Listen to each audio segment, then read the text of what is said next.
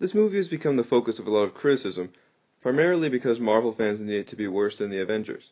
And there are quite a few things wrong in this movie, from cliche lines, Someone get this hothead out of here, to major characters who don't really need to be there, Talia. pointless scenes, and just... Right when I saw you, I knew who you really were. But that's not what this review is about.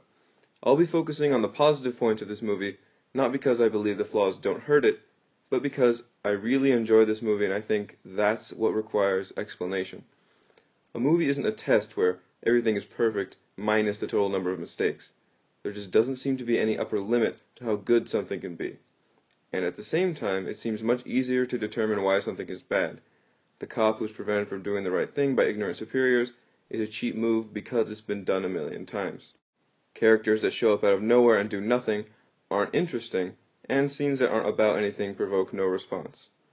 But why is Bane an effective villain in this movie? The first thing I heard about this movie was that Bane was going to be in it, and that really worried me. The natural comparison to draw is to the Bane from Batman and Robin.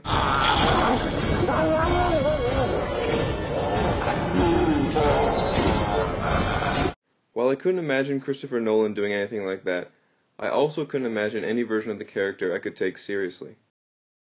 Some people will defend the comic book version of Bane, and I admit I haven't read any of those stories, but he just seems like a dumb 90s villain. I understand that superheroes tend to get more powerful over time, and there need to be villains who are just stronger than Batman so he doesn't feel like he's invincible. But come on! Look at this crap! And besides, there's a more important question of the inevitable comparison to Heath Ledger's Joker in my mind. Who could they possibly cast as Bane? And the second thing I heard was that Tom Hardy was going to be Bane, and suddenly it all made sense. Now, most people probably would have expected the bad guy from Star Trek Nemesis to be a terrible casting decision. But those people probably didn't see Bronson, which was recommended to me by my good friend Aaron. Hardy plays Britain's most violent prisoner in this movie, and it's obvious that in the time since Nemesis he was doing two things: lifting weights and getting a hell of a lot better at acting. And I'm gonna snap his fucking neck and stick his head up his arse if I don't get what I want! What do you want? What do I want?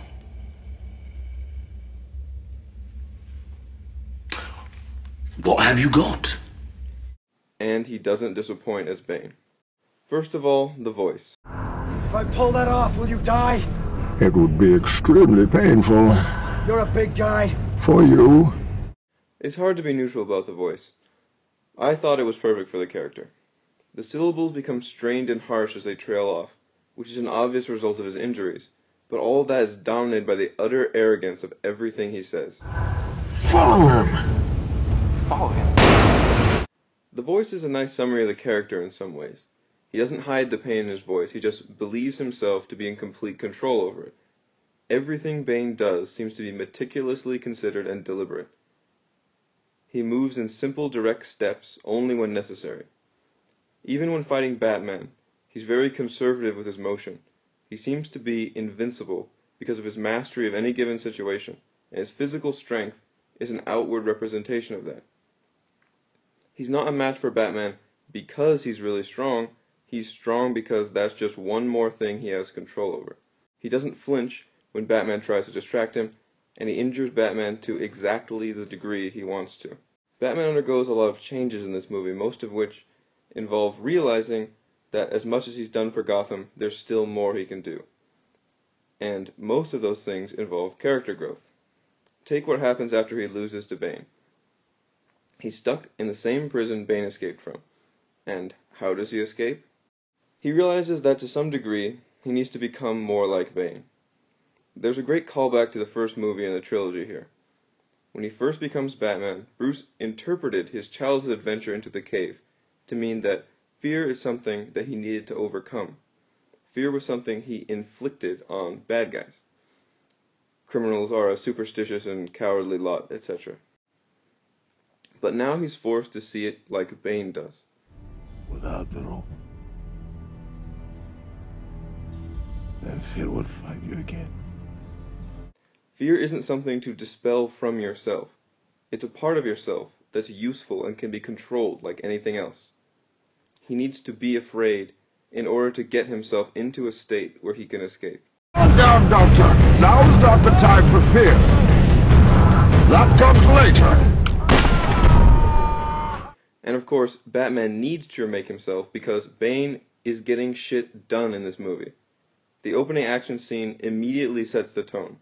Bane is fearless, intelligent, ruthless, and charismatic. His men seem to worship him and don't hesitate to kill themselves for him. And when he gets to Gotham, things get out of control. The previous movie showed us that, though flawed and prone to mass hysteria, Gotham's ordinary citizens didn't ultimately end up killing each other en masse as Joker predicted. Those were the good old days.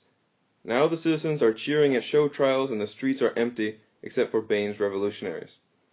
While watching, I thought it was a bit like if the recent financial crisis turned into the French Revolution, which is apparently what they were thinking since Bane's clothes were designed to mimic that time period. I thought this whole situation was very well represented. It felt like an actual political upheaval. As David Hume reminds us, a government, even a seemingly all-powerful dictator with the ability to destroy his entire city instantly, requires the consent of a large number of people to maintain his rule. Bane has not only his gang from earlier, but a wider network of criminals he's convinced to be in his revolution, as well as the assent of the large majority of people who don't stand up to him. The whole reason Bane's doing this is because the plan requires Gotham to turn against itself, to make the citizens dominate each other. He actually succeeds where Joker failed, which is pretty impressive all things considered. Of course, as we see later on, a critical mass of non-consenting police officers is capable of retaking the city, and this forms the drama of the film. Batman and Gordon win by convincing people to risk their lives to save Gotham. In the same way that Batman became an outlaw to stop the rampant crime the city government was unwilling or unable to stop, the former police now need to directly act against the current government. Of course, if the line between vigilantism and revolution is a matter of degree, that makes Bane's methods into a twisted version of Batman's. It's an interesting plot that you don't see very often. When I think of tyrants and city-states, I think of ancient Greece or medieval Italy. And in spite of the heavy reliance on super science, the plot has a timeless feel to it, since it's basically about political control and class conflict. All of this gives a great payoff when we see Batman defeat Bane, both in the obvious sense of beating him up, and breaking the spell of his invincibility. Suddenly Bane's pretensions vanish. His methodical fighting style is replaced by desperate, enraged flailing. You can tell just by Bane's sudden change in demeanor that he's lost the fight. Okay, maybe I will complain a bit here. Why does Catwoman stop Bane? It seems like her sudden, yes, Catwoman, you really are good on the inside, character arc comes way too quickly and we just see her change her mind. I guess Bruce is just that charismatic. Of course, she wouldn't have needed to stop Bane if Talia wasn't there. And that's another thing. Batman is a terrible detective in this movie. A lot of people think Talia comes from nowhere, and the clues aren't very well conveyed cinematically.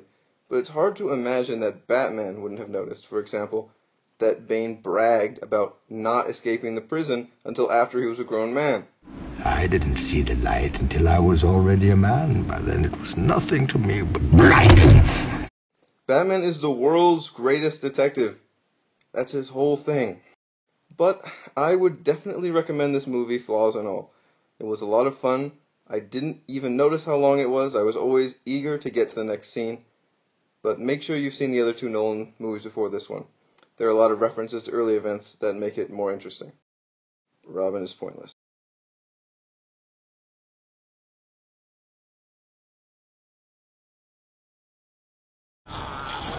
His only crime was that he loved me.